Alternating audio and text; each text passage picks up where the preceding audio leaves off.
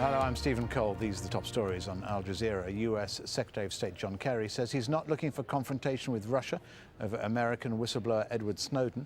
The US believes Snowden is still in Moscow. Russian Foreign Minister Sergei Lavrov insists Snowden didn't cross the Russian border. Billy Sharp has more from Moscow.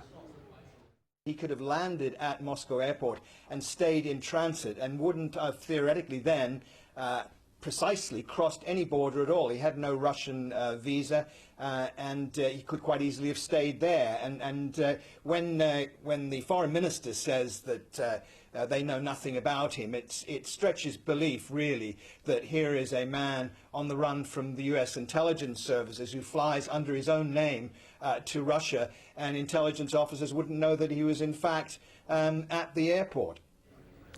UN envoy Lakhdar Brahimi says a conference on ending the war in Syria is unlikely to take place next month. He called on the United States and Russia to help contain the conflict. The Emir of Qatar, Sheikh Hamad bin Khalifa Al Thani, has handed power to his 33-year-old son. An abdication is a rare event for a Gulf state where monarchs typically rule for life. The outgoing Emir, who's 61, took power from his own father in a coup 18 years ago. Since then, Qatar has used its vast wealth to expand its influence around the world.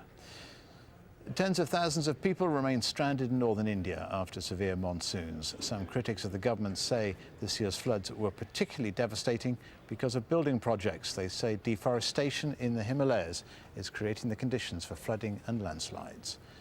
You can find the latest on all those stories and more at aljazeera.com.